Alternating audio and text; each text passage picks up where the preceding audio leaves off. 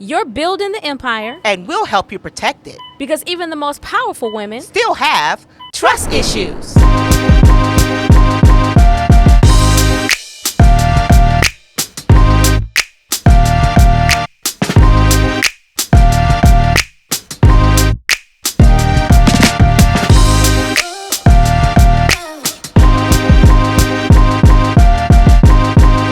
Hey there. How are you? Girl, I'm doing great. Happy to be in the land of the living. Amen. Amen. Well, I'm so excited. You know, we have been gaining followers and subscribers. Yes. Come and on, y'all.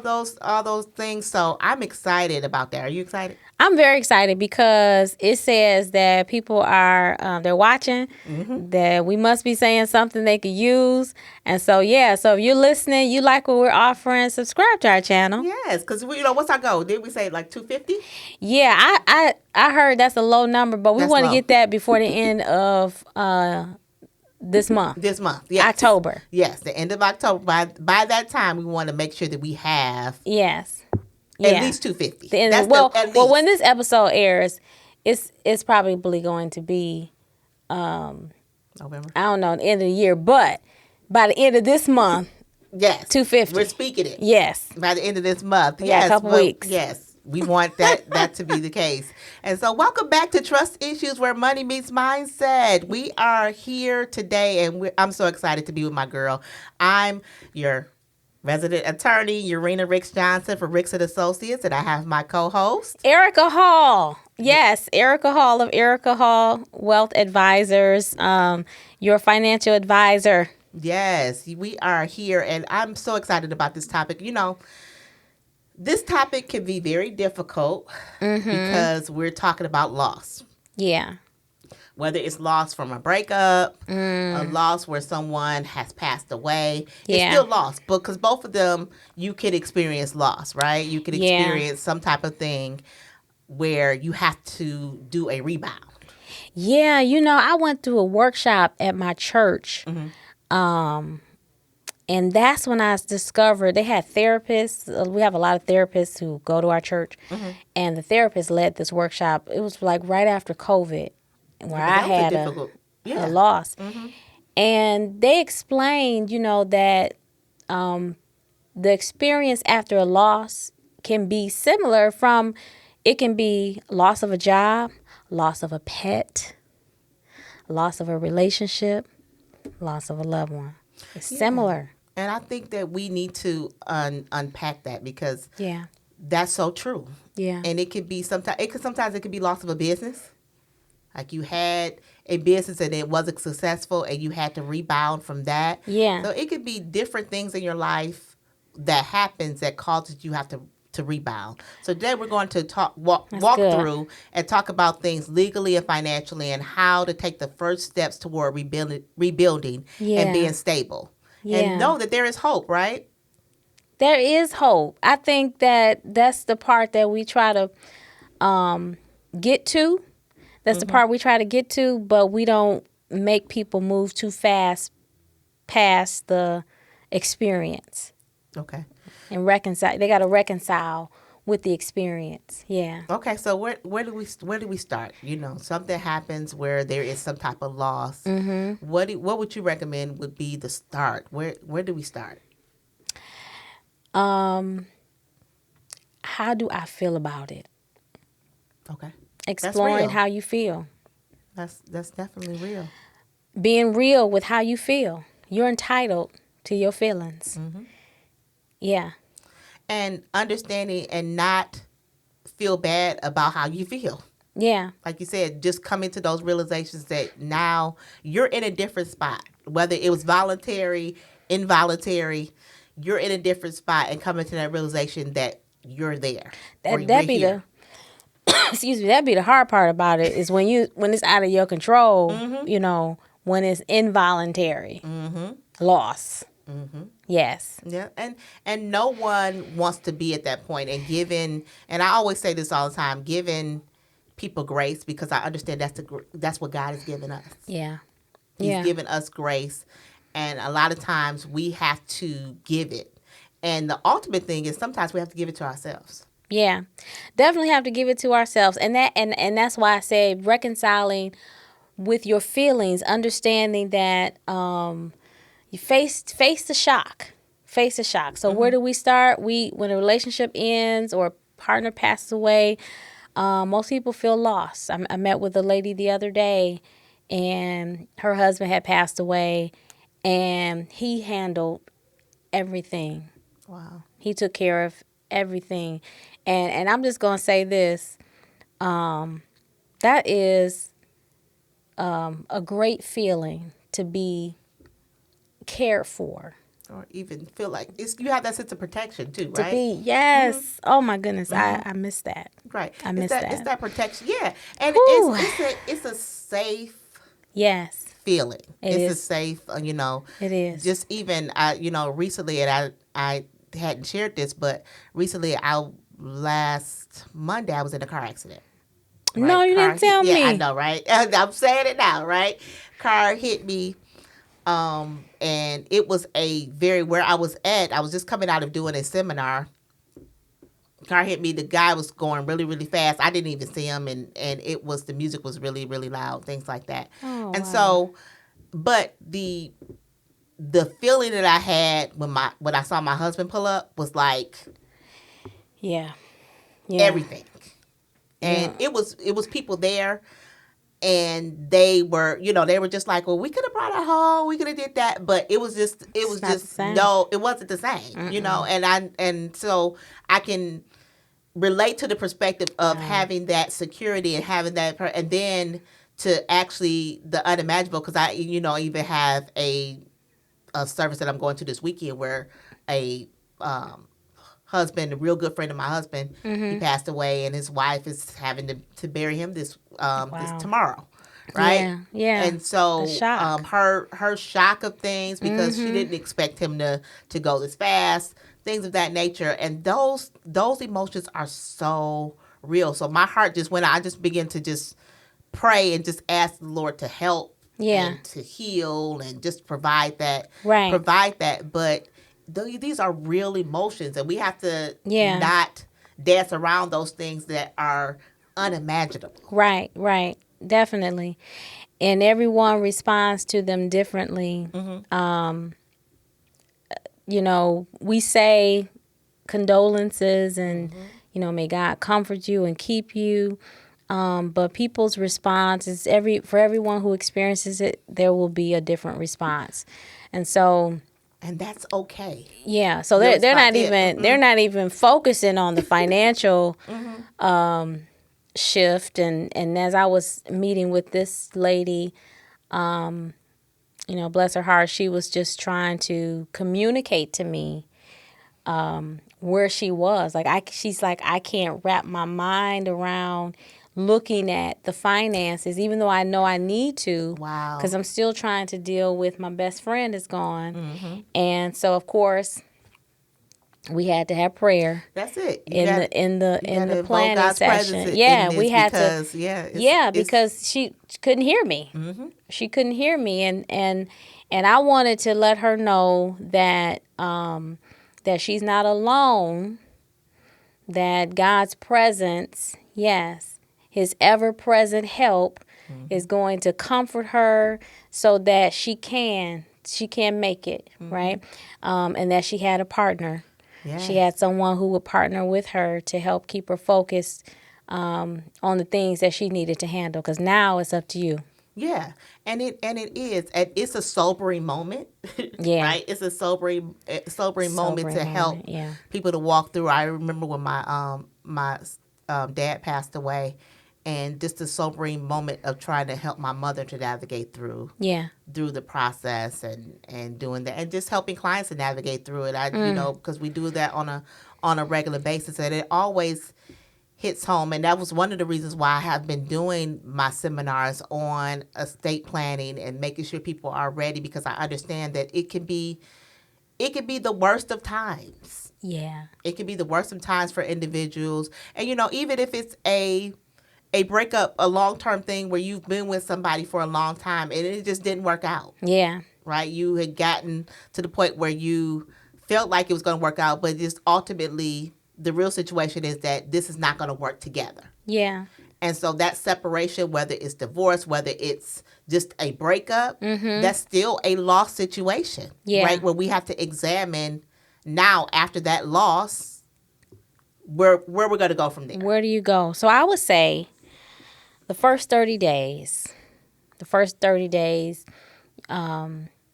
focus on clarity, not perfection. Okay. Focus on clarity, not perfection, because it's going to require you to do some things. You're going to have to make some decisions.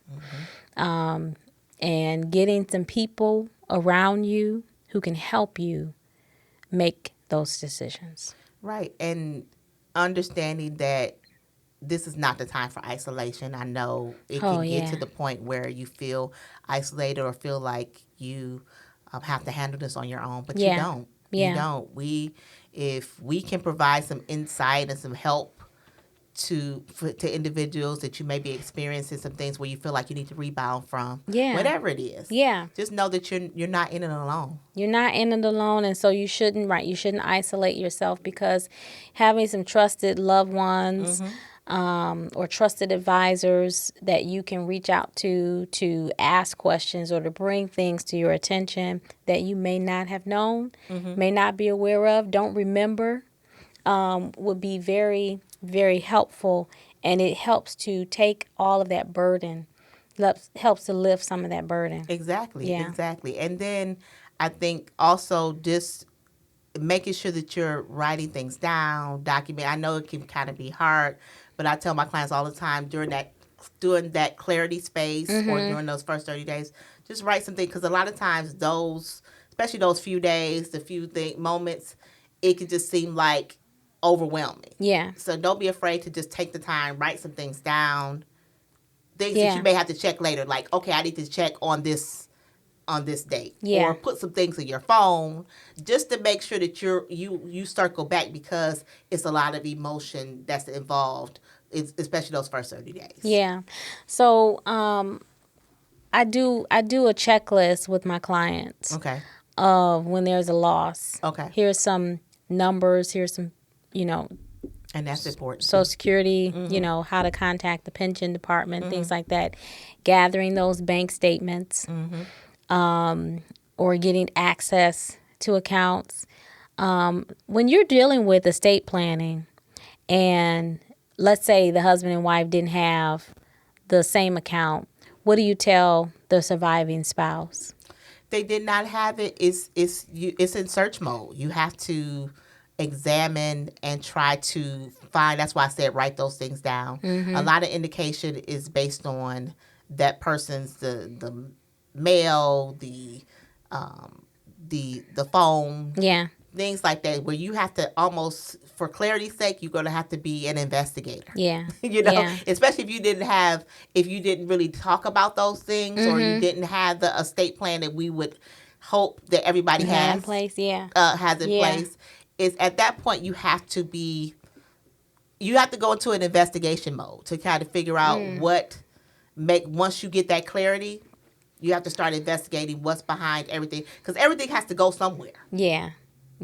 Right? So you have to start thinking about, okay, I have to find these things out. Yeah. I have to, and I have to get with an advisor. Sometimes if I can't do that on my own, I have to get with a trusted advisor, attorney. And to start helping you to navigate those things. And like you said, I try to take my clients as slow as possible with the process, but still reiterating what things that are necessary. Right? These are things that are necessary right now. And then if you need to take a break from it and say, okay, and then I try to handle as much as I can on my end, if especially if there's court involved, if there is calling in a different place, because I even call for my clients as well. As far as just getting that power of attorney from them and being able to call and represent them on their behalf, because a lot of times they just don't know what to say. Definitely. That's how I know what to say when we call the insurance company, right? You call the life insurance company, and for survivors, they're not quite sure whether or not they, their spouse had them on, or the loved one had them on the policy, or if that policy is still in force, if it's still good. And so, yeah, you need some help. You do. When it comes to managing all those things. And so that checklist is a great idea. Mm-hmm. It's a great tool, and that is so helpful to start doing those things.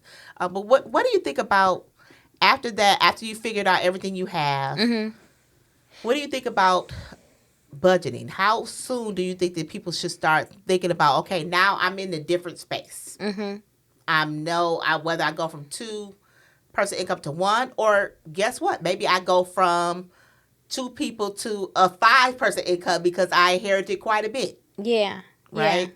Yeah. What would you advise a person to start doing from the budgeting perspective after they've gathered all the assets? Let's say, we're at like 6 months out and they have pretty much everything that person left to them. Or at this point now, because of the breakup, they're able to work more. They're able to do something else. Or the flip side of that, now there's a lack of income. What would you say? What would be the best way for people to start looking ahead?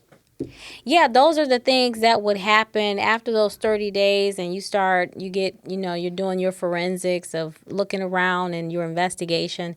Then now you have a better idea of what you're working with. And I'm glad you said 6 months, because now there is there's a saying, financial in the financial industry or working with that.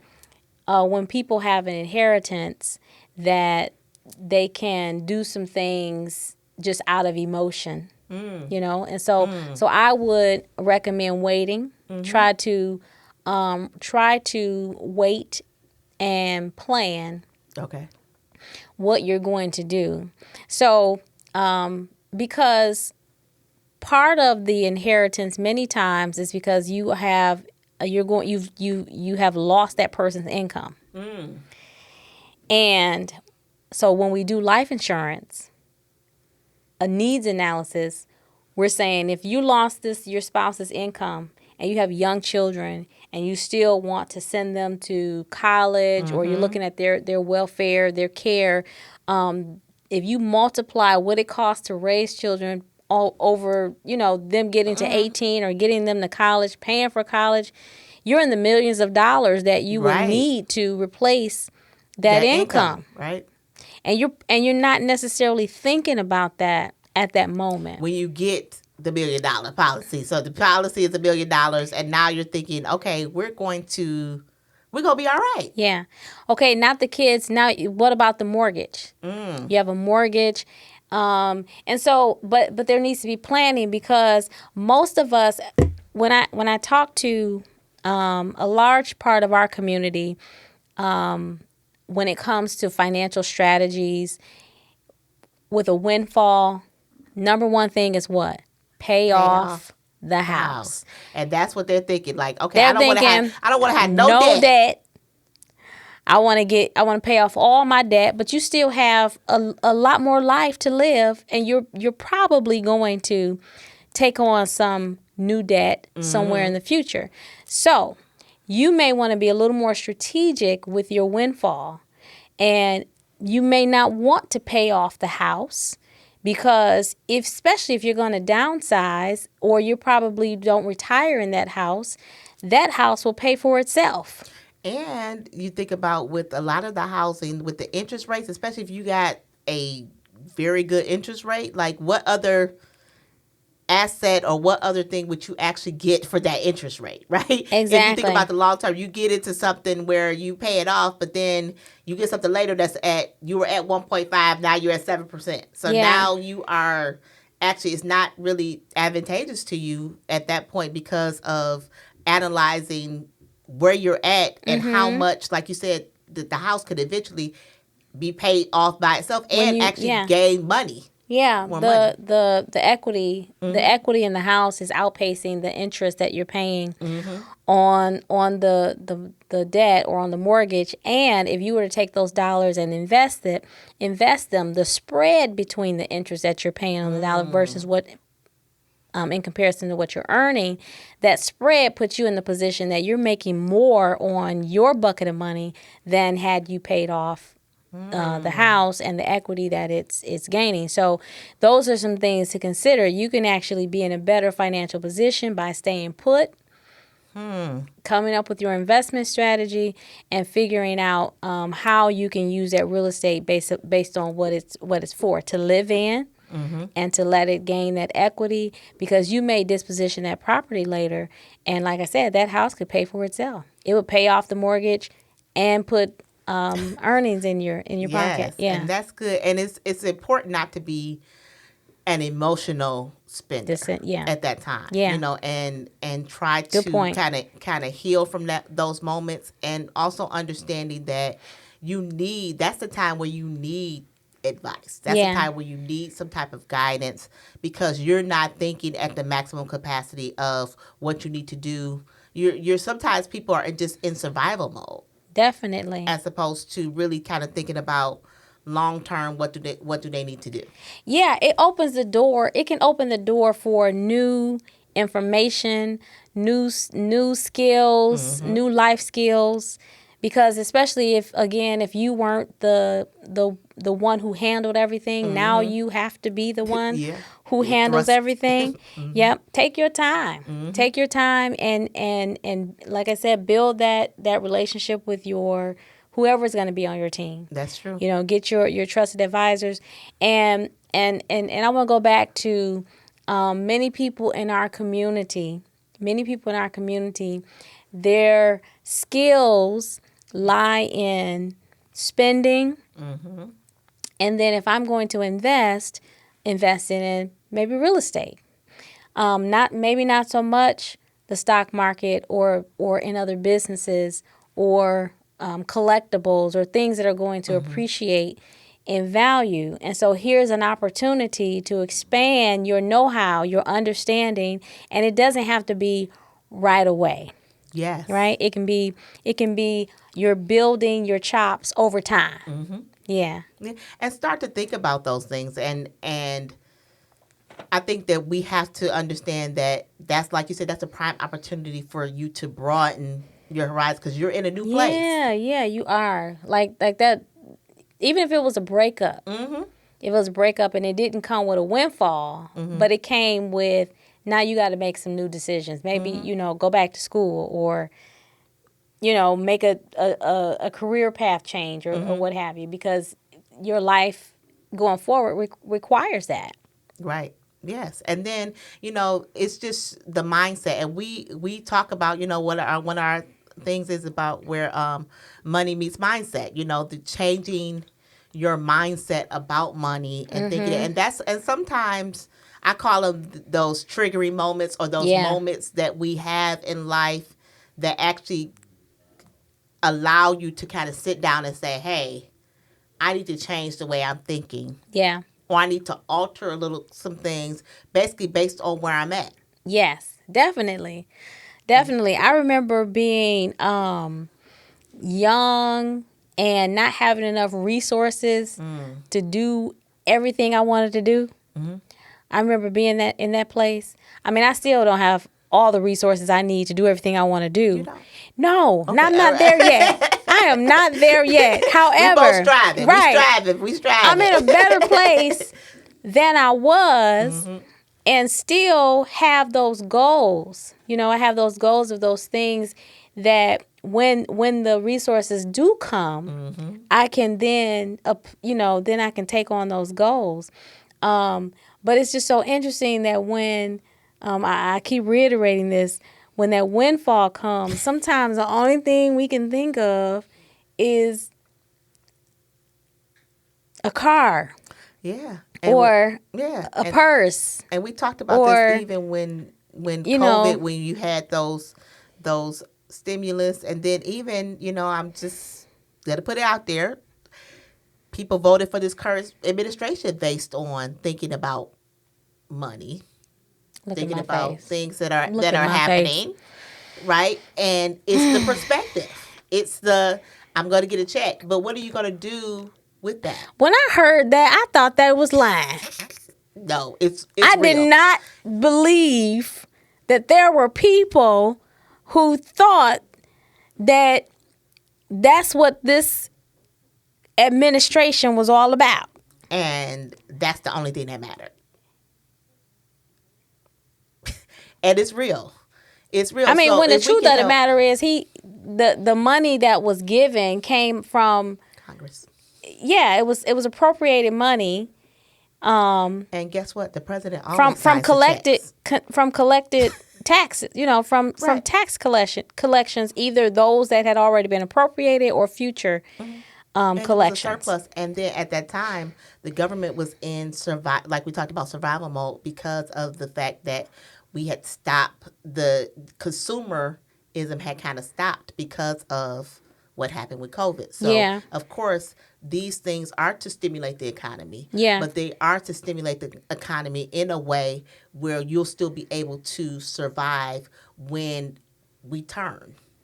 Right? Yeah, when we return. But we don't have to, we can't think about it as, I only need to just do this for right now. Yeah. And let me take this and then I will be okay, or I'm going to be struggling until I get another one. Right. But since you mentioned the monetary policy, the policy of stimulating the economy, how is the economy, in order for the economy to be stimulated, it has to consider and take into account that if I give these groups of people money, they are going to spend it. Yeah, they're not going to save it. They're not. And so that's the point that I'm making, is that our mindset has to change when it comes to being in these situations where we get that windfall, we get the inheritance. We have to make some financial decisions in that, in the blink or in that situation. And it's time to expand as to what we can do. And what comes to mind. And then be at the point where you don't need stimulation. Yeah. You're consistent. Yeah. You're flowing. Yeah. You have what we talked about before, the multiple streams. So a stimulus doesn't matter. Yeah. Right? But for people that's how it's almost like a high. Right? And that's stimulus, right? It is. I mean, get you excited, get you going. I know I get a high when I go shopping. Where you don't think about anything else. I be so excited. You don't think about anything else. Two of those. But honestly, that's where the other things get slipped in, though. Yeah. Right? Yeah. Because you're not in a good. That's the reason why we told people to take that time. Take that time. 30 days. Yeah. Right? Because when you're stimulated or when you are overwhelmed or when you're doing different things, you're not really thinking clearly. And unfortunately, that's the mission behind certain things sometimes, right? It is. It's because it understands the mindset of a mind of a person that has mental stress. And so I was just also thinking about when it comes to rebuilding or being in a good place. How about, can I just suggest this?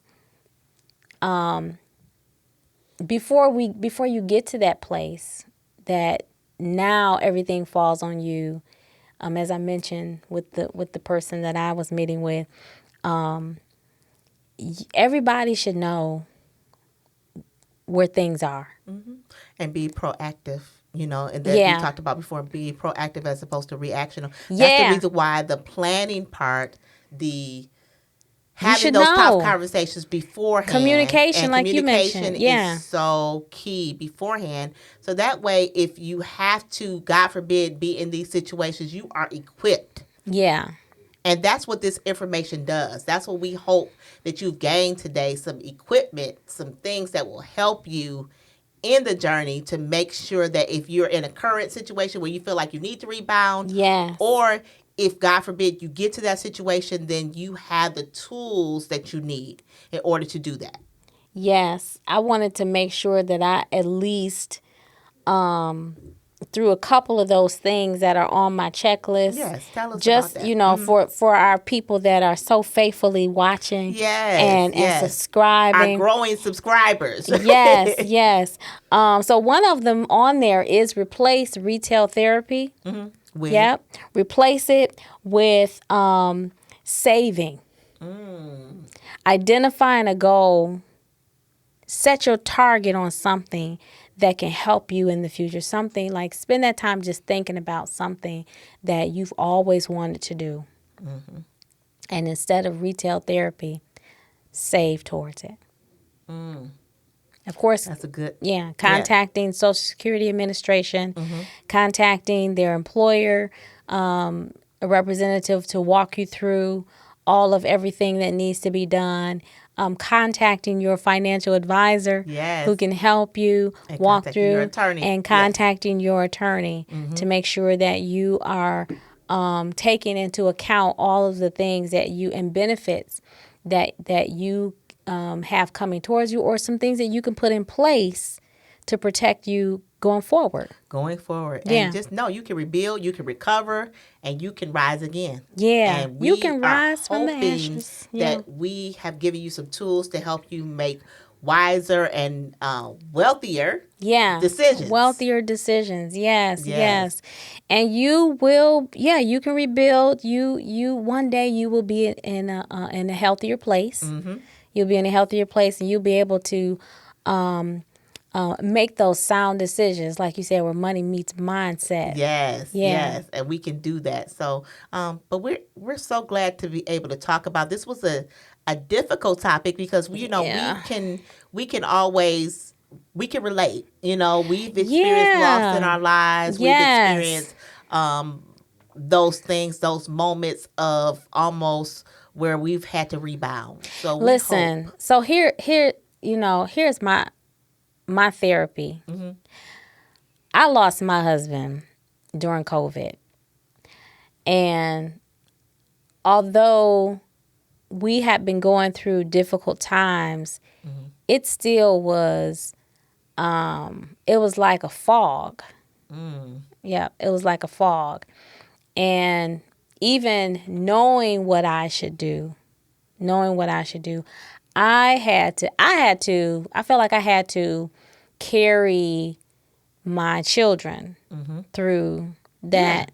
We go into that mama bear mode. You went into that mode, right? Carry them through that difficult time. And you know what? I think I keep trying to look back on 2020, like, how did I make it? Right. I know that it was I made it through by going to, I think I was on church every day. So church on Zoom became like the saving grace. Yes, we did everything. My church family was just so, shout out to Mount Pleasant. Yes, we love them. We love them. Mount Pleasant was just so like on crisis. We gonna just go to what we know. That's what it's about, though. Having our church adage is we teach the truth and we show the love. And the Bible is clear about that's how they know us. By the love that we show. By the love that you have to be that community of resources and comfort, and we lost a lot of people. Yes, we lost a lot of people, and it was such a crazy. I'm still processing. I think one day I may write a book. Write it in my memoirs or something. But when I bring it up, people be like, oh, I didn't know you lost your husband during COVID. I don't talk about it a whole lot because... But thank you for sharing, though. My goodness. For having this vulnerable moment with I'm private. That's why I don't talk about it a lot. You are, because I'm pretty private, but you're helping somebody today. You're helping somebody. I believe it. You're helping somebody today that maybe have lost someone, or just knowing that they're not. And that's why I mentioned that you're not alone in this. No, I don't feel right. I don't feel like we know how much help is available and is out there. But I definitely had to do therapy. Did some therapy. And it really, like I said, my church did grief counseling. Yeah. Like we would have, you know how you have conferences and everybody comes in. We had a grief It's real. conference. It's Because folks, yeah. we never experienced anything like that before. We did not. And then, COVID was different too because it was a period of isolation too. Yeah. Right? So outside of the fact of people were, we were losing loved ones, it was that spirit of isolation. Yeah. And I remember like the first time we were just able to see the members of our church and things like that because, we were on Zoom. But the first time we were able to we had did a drive-by, shout out to Harris Memorial Church. Right. We had did a drive-by for my pastor's birthday. Amen. It was his birthday anniversary or something like that. Yeah. But we were just driving by and we were just like, oh, there's somebody, there's. Right. It was just like to be able to just to see them, just to be able to see them face and not on a computer screen, was in person therapy in and of itself because it just lifted our spirits because it was just like I took for granted the fact of being able to see you, being able to touch you and things like that, and I think that that's what we need to make sure that we still value. Yeah. That we still value people. That's good. And we still value that connection and the ability to be able to touch, be able to talk, be able to do those things because it could, as COVID proved, it could be taken away. Like that. Mm-hmm. So I praise God for my community, for my loved ones, and for my children were amazing. Wow. I mean, they just they were just amazing. I think they grew a lot. Yeah, I think it kind of. They grew a lot during that experience, and I know I grew tremendously in faith, in just seeing how, and just my understanding of why God gave us the fellowship of one another. And we're so resilient. We figured out like this is how we gonna do it. So I think that for our topic today, that is your takeaway. That's your takeaway. You need support. You need a team. We keep talking about you. Yes. You need people throughout your life. You don't know when tragedy, you don't know when things are going to strike. And so like we said, death can bring out some of the craziest things in people. And so in order to protect yourself during those times, make sure you have your team of advisors, your team of trusted loved ones, so they can help gird you up as you go through these different stages of rebounding. Yes, and I need you. Yeah. I need you. Yes, I need you. That's it. And that is so important. Yes, that is. We're all a part of God's body. Girl, you're going to get me to singing. That's it. That's it. We and that's important. We are better together. Yeah, we are better together. And I'm so much better because I'm connected to you. Thank you so much I am for so the much friendship. Better. My life has been so much better. I can see clearer as to how it's supposed to be because it's something that I've always known that I've needed, that connection, and now I know why. I know why. You gotta have that. You gotta have it. Gotta have it. So thank you. Thank you. Love you, girl. I love you too. Yep. And we love our subscribers and our people that we're connected to. I know that's right. So definitely. Don't forget to subscribe. Yep. Don't forget to subscribe. Come along on the journey with us. Thank you for listening. Thank you. Urenia Ricks-Johnson with Ricks & Associates. And I am Erica Hall with EH Wealth Advisors. And we'll see you next time. See y'all. See ya. Bye. This is great. Yeah.